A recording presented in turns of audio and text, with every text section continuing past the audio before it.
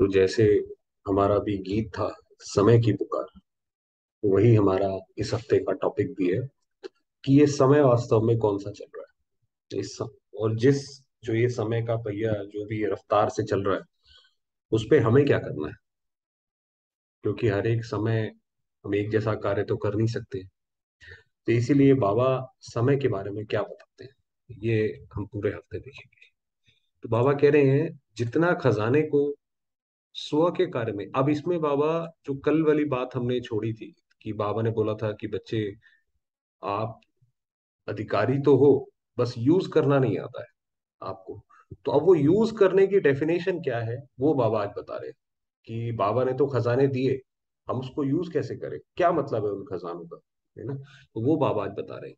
तो जितने खजाने को स्व के कार्य में व अन्य की सेवा के कार्य में यूज करते हो, उतना वो खजाना बढ़ता है। तो जो भी बाबा ने हमें खजाने दिए हैं, ज्ञान गुण शक्तियों के, उसको यूज करें।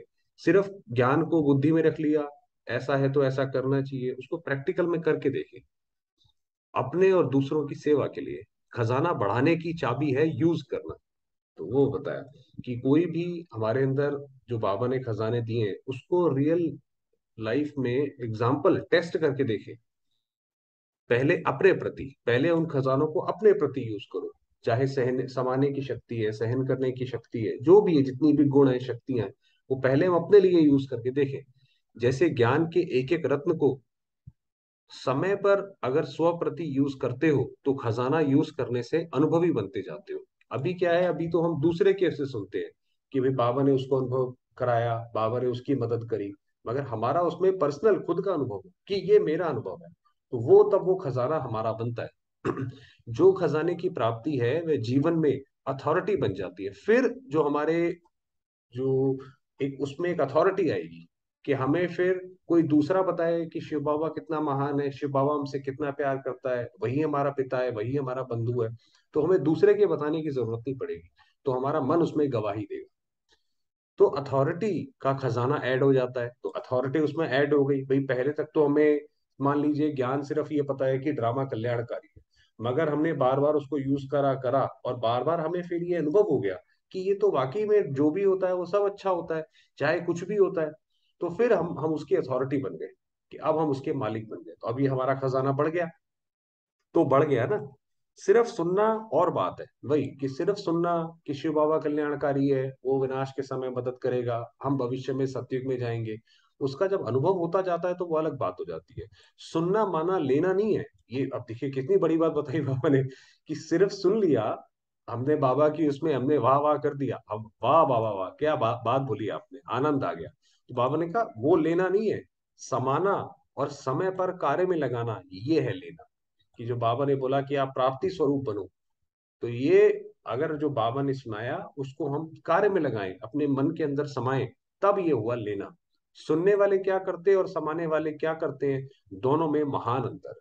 अब बाबा बता रहे हैं, सुनने वालों को बाप दादा, सुनने वालों का बाप दादा दृश्य देखते हैं और तो मुस्कुराते हैं। सुनने वाले समय पर परिस्थिति प्रमाण व विघ्न प्रमाण, समस्या प्रमाण, पॉइंट को याद करते हैं। मान लीजिए हमने बाबा की वाणी सुनी हुई है, जैसे अब हम डेली सुनते हैं, तो अब क्या होगा, कोई कल को समस्या आएगी, समस्याएं तो आनी है, तो उसमें क्या होगा, फिर हम अलग अलग पॉइंट्स याद करेंगे अगर सुनने वाले होंगे तो। कि बाप दादा ने इस विघ्न को पार करने के लिए ये पॉइंट्स दिए हैं जी, ऐसा करना, ऐसा नहीं करना, रिपीट करते, याद करते रहते हैं, तो होगा। एक तरफ पॉइंट रिपीट करते रहते हैं, दूसरे तरफ वशीभूत भी हो जाते हैं, कि दूसरी तरफ वशीभूत होते जा रहे हैं, डर भी लग रहा है, सब कुछ लग रहा है। तो वो क्या है कि वो पॉइंट भी रिपीट करते जा रहे हैं, मगर क्योंकि उस पॉइंट्स के स्वरूप नहीं बने हैं, वो जीवन में पूरी तरह से आया नहीं है। जैसे भोजन होता है, बाबा भोजन का एग्जाम्पल देता है। तो भोजन हमारे सामने कितना भी पौष्टिक हो, जब तक हम उसको पचा के हजम नहीं करते हैं, जब तक वो हमारे खून में नहीं जाता, तब तक वो शक्ति नहीं बनता, कितना भी वो न्यूट्रिशियस खाना हो। उसी तरीके से ये ज्ञान भी है, वो कितना भी पौष्टिक हो, कितना भी अच्छा हो, जब तक हम उसको हजम नहीं करते, तब तक वो हमें शक्ति नहीं देता जा करके। तो बाबा कह रहे हैं वो, उसमें क्या होता है कि एक तरफ पॉइंट्स रिपीट करते रहेंगे और दूसरी तरफ वशीभूत भी होते रहते हैं। बोलते हैं ऐसे नहीं करना है, ये ज्ञान नहीं है, ये दिव्य गुण नहीं है, समाने की शक्ति धारण करनी है, किसको दुख नहीं देना है, रिपीट भी करते रहते हैं लेकिन फेल भी होते रहते हैं। बाबा ने कहा ऐसे होते रहते हैं। अगर उस समय भी उनसे पूछो कि ये राइट है, तो जवाब देंगे राइट तो है नहीं लेकिन हो जाता है। तो बोलेंगे भाई हाँ भाई, ये तो बात तो नहीं है, बाबा ने ऐसे तो नहीं बोला है कि ऐसे करो, मगर हो जाता है, कंट्रोल ही नहीं होता है। बहुतों के साथ आपको ये शिकायत मिलेगी, बोल भी रहे हैं भूल भी रहे हैं। और जैसे तोते को कहा कि भाई, तोते का नाम था गंगाराम, कि तोते को बोला कि गंगाराम नल पे नहीं बैठना, वो नल पे ही बैठ गया और बोलता रहता है कि गंगाराम नल पे नहीं बैठना, गंगाराम नल पे नहीं बैठना। तो वो हमारा हाल हो जाता है तोते के मुआफिक। तो उनको क्या कहेंगे? सुनने वाले। ये हैं सुनने वाले, जो सुन लेते हैं। मन के अंदर एक ढाढ़स तो आ जाता है, ज्ञान एक रोशनी है, उससे मन में शांति तो आती है, मगर वो परिस्थिति आती है तो उसमें हिल जाते हैं। सुनना बहुत अच्छा लगता है, वही बताया कि सुनेंगे रोज, कहीं से भी कोई पॉइंट्स अच्छी बताएगा, सिस्टर शिवानी के क्लासेस, इनके क्लासेस, उनके क्लासेस सुन तो बहुत लेंगे। पॉइंट्स बड़ी शक्ति अच्छी शक्तिशाली है, लेकिन यूज करने के समय अगर शक्तिशाली पॉइंट ने विजयी नहीं बनाया, वह आधा विजयी बनाया, तो उसको क्या कहेंगे? देखिए बाबा उसको सत्य कहते हैं। कैसे? एकदम स्पष्ट रूप से, बिना किसी बायस्ड के जो है, कैसे बाबा ज्ञान सुनाता है। बाबा ने कहा कि हमने हमें लगा कि ये बाबा ने बात बोली, कितनी बड़ी बात बोली, इतनी अच्छी शक्तिशाली बात बोली, मगर अगर हमारे ऊपर वो परिस्थिति आई और हम उसमें हार गए, तो बाबा ने कहा फिर क्या कहेंगे उसको? तो उसको सुनने वाले कहेंगे ना। तो फिर ये तो सुना, जैसे कन रस बना लिया। अच्छा, अब उसके बाद दूसरी वाली बात, समाने जो दूसरा जो होते हैं, जो समा लेते हैं अपने अंदर, उनकी निशानी क्या है? समाने वाले, जैसे कोई परिस्थिति या समस्या सामने आती है, तो त्रिकालदर्शी स्थिति में स्थित हो। त्रिकालदर्शी का मतलब होता है कि हमारे सामने कोई परिस्थिति आई, त्रिकालदर्शी माना हमें उसका आदि पता है कि ये समस्या कहाँ से निकली है वास्तव में, उसका मध्य पता है, मध्य में तो अभी हम है ही हैं, और उसका अंत में भी पता है कि इसको हम किस तरीके से डील करें ताकि ये बाद में भी हमें परेशान ना करे। तो उस स्थिति में स्थित हो जाओ। ऐसे नहीं सोचो कि चलो भाई अभी तो रफा दफा करो, बाकी बाद में देखेंगे, तो वो कोई त्रिकालदर्शी स्थिति नहीं है। तो त्रिकालदर्शी स्थिति में स्थित हो, स्व स्थिति द्वारा परिस्थिति को ऐसे पार कर लेते हैं जैसे कि कुछ था ही नहीं। वही कि इसमें क्या है कि भाई हमारी, जब हमें पता पड़ गया कि ये जो समस्या है, ये पहले ऐसे आई थी, हमने ये करा था, अभी ऐसी है, और भविष्य में इसको समाप्त करने के लिए ये हमें स्टेप लेना पड़ेगा, वो उस हिसाब से करो और अपनी स्थिति ऐसी कर लो कि वो जैसे कि पता ही ना पड़े। इसको कहा जाता है समाना, अर्थात समय पर कार्य में लगाना। है ना? कि मान लीजिए कहीं पे कोई ऐसी कोई परिस्थिति आई जहां पे हमें अपनी स्थिति ऊपर बनानी है ना? मान लीजिए, चलिए कोई बहुत एक छोटी सी बात होती है, कोई हमारी इंसल्ट ही कर रहा है। अब हमें पता पड़ गया कि ये व्यक्ति तो है ही ऐसा, इसने तो ये वाली इसमें करना ही है, तो उसमें क्या है, अपनी स्थिति ऊपर कर लो। तो ऐसे हो जाए कि वो जैसे कुछ भी बोले, हमें फर्क ही ना पड़े। तो हमने जैसे पहले से ही अपने आप को तैयार करके उससे पार हो गए। तो बाबा ने कहा जैसे वो है ही नहीं। तो ये हुआ समय पर कार्य में लगाना। समय प्रमाण, हर शक्ति को, हर पॉइंट को, हर गुण को ऑर्डर से चलाना। कि ऐसा कोई समय आया, उस पर हमने ऑर्डर किया, भाई सहन करने की शक्ति प्रकट हो। मैं आत्मा आज सहन करने की शक्ति का डिस्प्ले करूंगी। कि भाई सहन कैसे करा जाता है, ये एक संसार को, पूरे जो भी लोग हैं उनको एक, उनके सामने एक सैंपल हो। तो हमारे सामने भाई कोई आ जाओ कोई भी, फिर हम सहन करेंगे, कोई बात नहीं। तो वो हुआ समाना। जैसे कोई स्थूल खजाना है, तो खजाने को स्वयं खजाना यूज करना नहीं आता, लेकिन खजाने को यूज करने वाली मनुष्य आत्माएं हैं। है ना? तो वो जब चाहे, जितना चाहे, जैसे चाहे वैसे यूज कर सकती हैं। ऐसे ये भी जो सर्व खजाने सुनाए, उनके मालिक कौन? आप हो व दूसरे हैं, मालिक है ना? ऐसे ही बाबा ने जितने भी खजाने दिए, उनके हम मालिक हैं। वो हम समय पर यूज करें। मालिक का काम क्या होता है? खजाना उसको चलाए या वो खजाने को चलाए? तो ऐसे हर समय खजाने के मालिक बन, समय पर ज्ञानी अर्थात समझदार। ये अब इसका मतलब क्या है कि जब हम, हमारे अंदर ज्ञान समा गया, हमारे जीवन में वो आ गया, तो क्या होगा, हम समय पर वो डिसीजन जल्दी ले पाएंगे। कई बार कई समय पर बोलना अच्छा होता है, चाहे वो सच हो, कई बार वो बोलना अच्छा होता है। कई बारी समय पर शांत भी रहना जरूरी होता है, जब आप त्रिकालदर्शी स्थिति में हो कि इसको समाप्त कैसे करना, तो वहां पे फिर हमें ज्ञान जो है वहां पे मदद करेगा। तो समय पर समझदार, नॉलेजफुल, त्रिकालदर्शी होकर खजाने को कार्य में लगाओ। तो बाबा ने कहा ये ऐसे करके करो, ऐसे नहीं कि समय आने पर ऑर्डर करो सहन शक्ति को और कार्य पूरा हो जाए फिर सहन शक्ति आए। अभी जैसे एग्जाम्पल दिया, हमारे घर में कोई है जो हमें बार बार परेशान करता है, हमारे कर्म संबंध तो है उसके साथ, छोड़कर तो भाग नहीं सकते। आत्मा ने जो अच्छे किए या बुरे किए, उसका फल तो उसको भुगतना है। तो वो क्या कहते हैं, अब उसके साथ हमें सहन शक्ति करनी है। उस वक्त तो हमें गुस्सा आ गया, चिड़चिड़ाहट हो गई, और बाद में लगा कि अरे सहन शक्ति यूज करते, थोड़ा सा नहीं बोलते तो कितना अच्छा होता, बात ही नहीं पड़ती थी, है ना। तो समाने की शक्ति जिस समय जिस विधि से चाहिए उस समय अपना कार्य करे। समाना माना कि कैसी भी बड़ी बात हो, समा लो उसके अंदर। कई बार आप देखते हैं लोगों को लगता है अरे इसने इतनी बड़ी बात कह दी, इसको तो मैं बिल्कुल भी सहन नहीं कर सकता, इसको तो मैं बिल्कुल अपने अंदर समा नहीं सकता। वो जब तक 10 जगह बताएंगे नहीं, उसका बदला नहीं लेंगे, तब तक वो होता नहीं। तो इसी तरह समाने की शक्ति यूज करो, जिस समय चाहिए उस समय यूज करो। ऐसे नहीं समाया तो सही, लेकिन थोड़ा थोड़ा फिर भी मुख से निकल गया।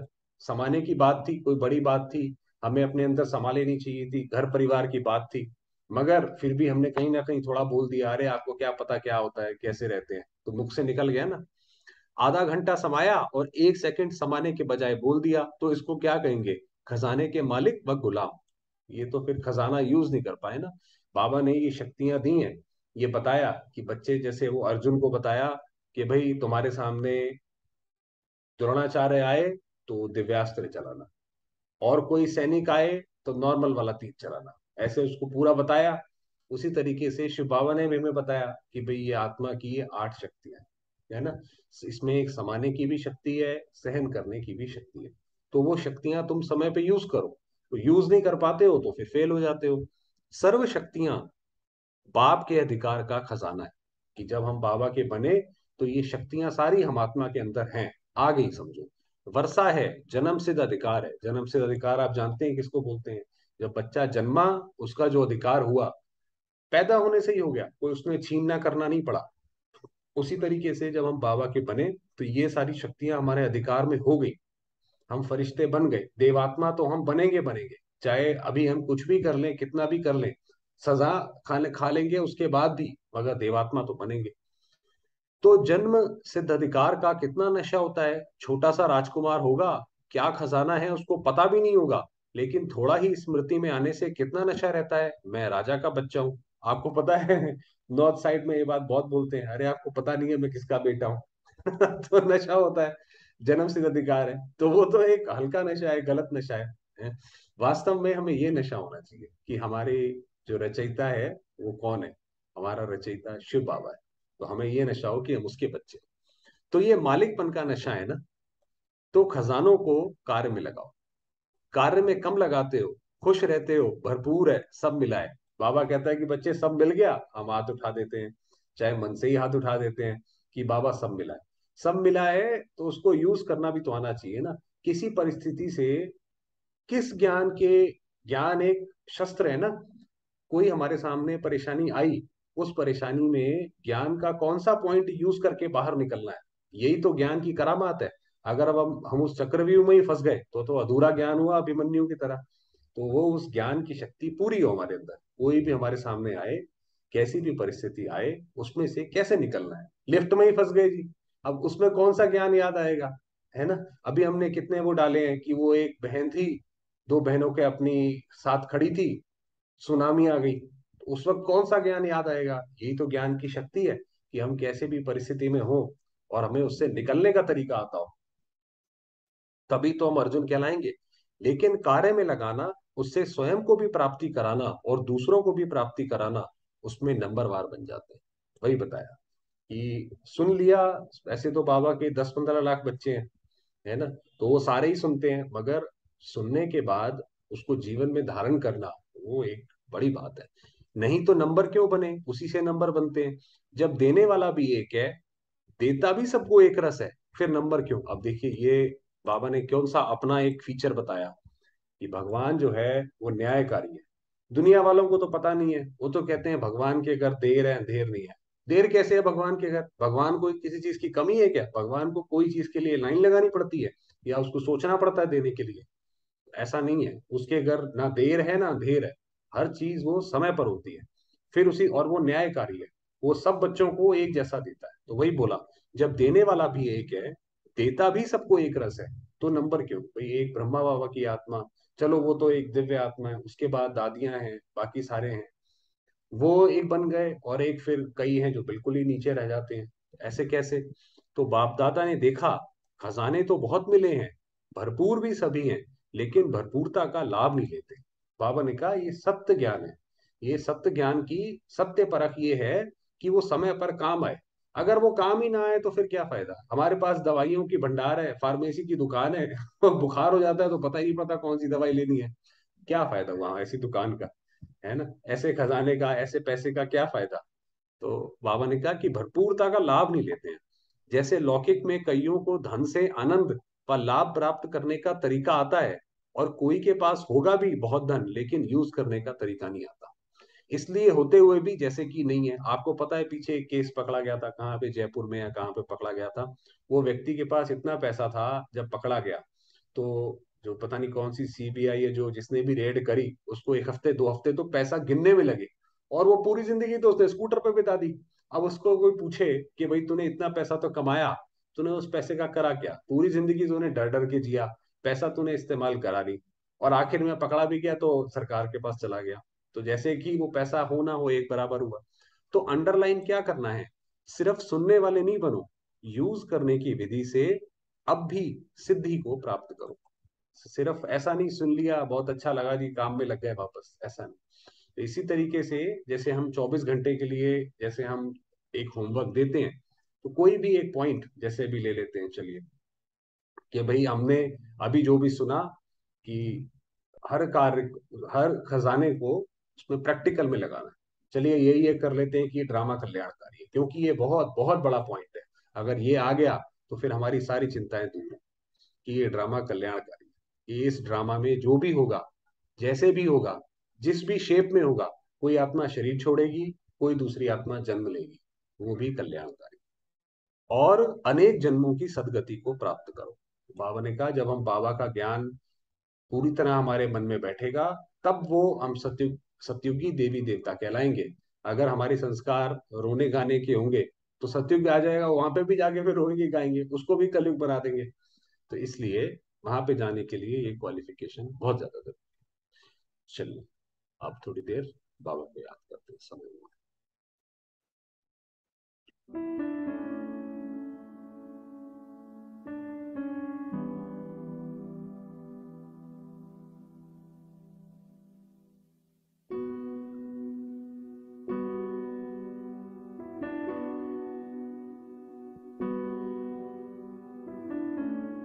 देखेंगे स्वयं निज आत्मा को।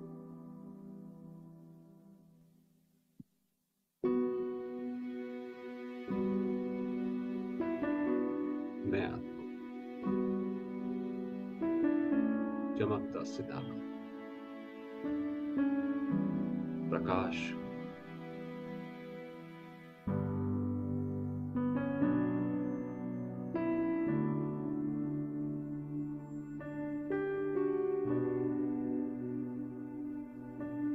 पवित्रता की किरणें पूरे शरीर में फैला रहे।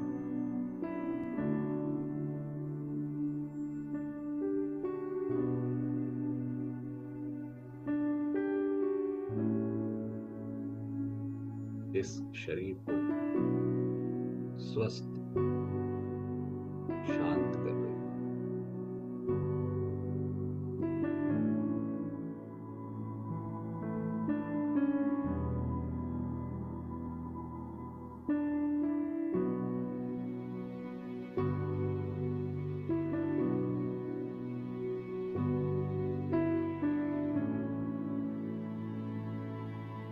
मैं आत्मा हूं, इस शरीर से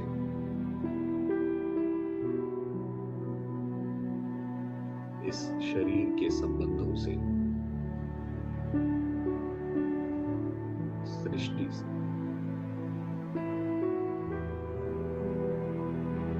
ब्राह्मण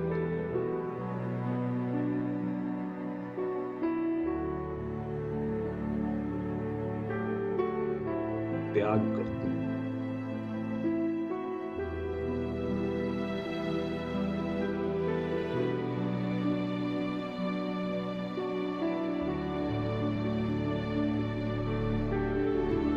और जाते हैं परम धाम।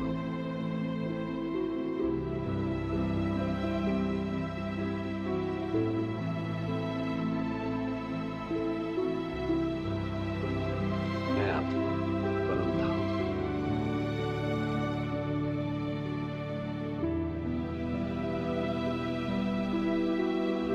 अशरीरी केवल मैं आत्मा।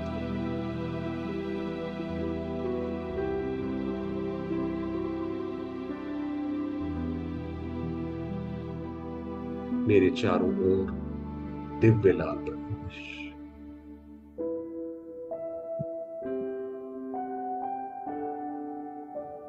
और अलौकिक शांति।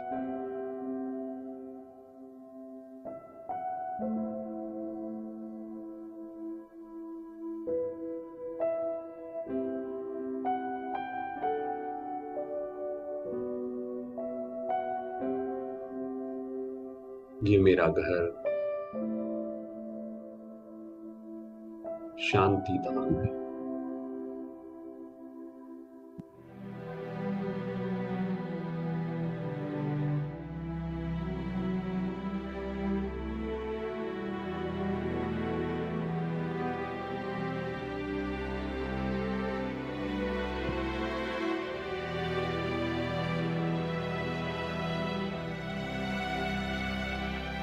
मेरे सामने है निराकार ज्ञान सागर।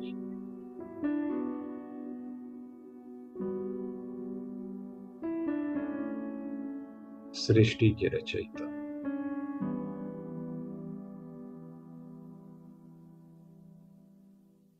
ऑलमाइटी, सत्य शिव,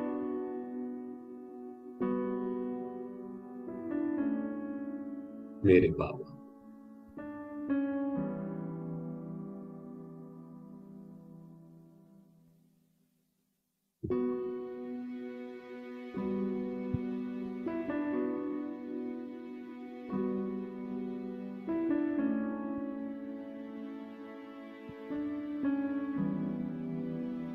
पूरा परम धाम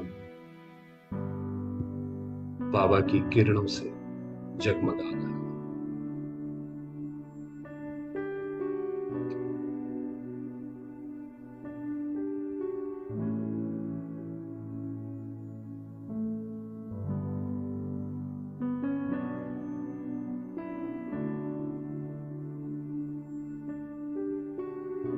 बाबा का अपार स्नेह,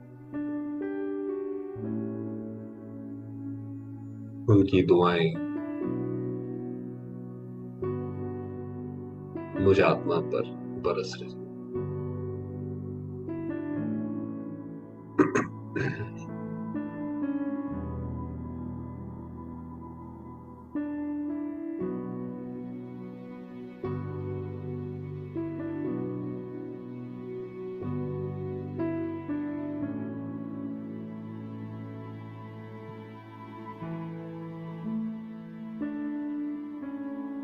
मैं आत्मा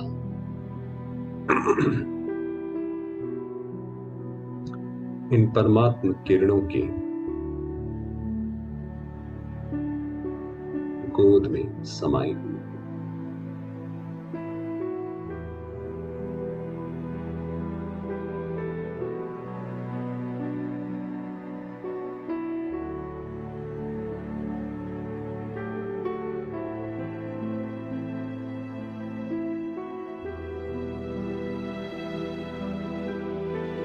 अनुपम शांति को अनुभव कर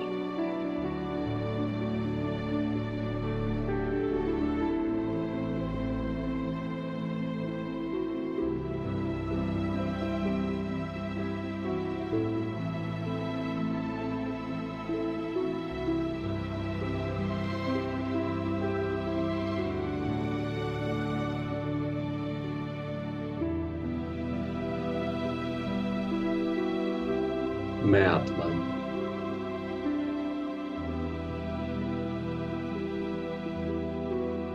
प्यारे बाबा की पहली रचना, डायरेक्ट रचना।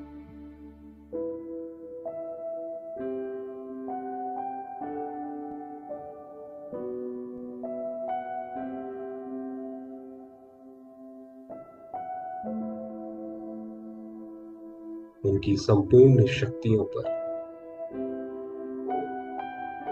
मेरा अधिकार है।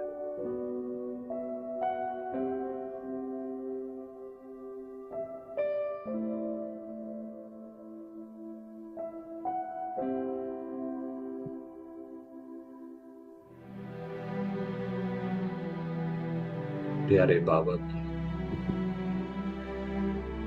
अनेकानेक किरणें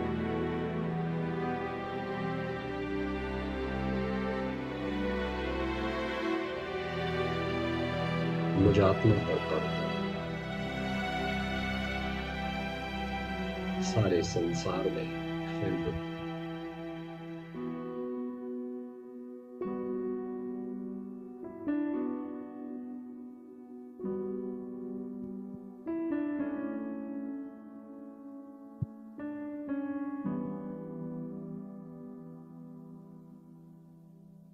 सर्वात्माएं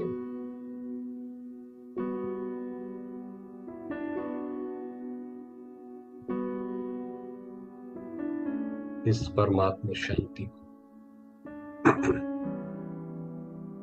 अनुभव करो।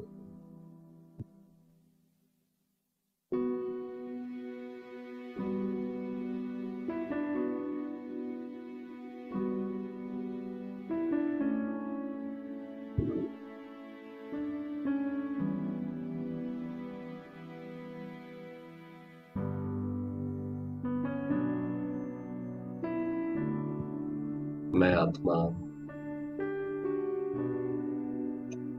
शिव की पार्वती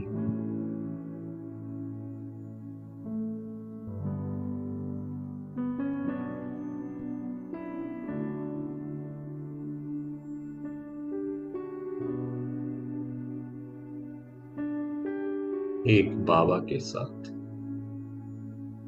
मेरे सर्व संबंध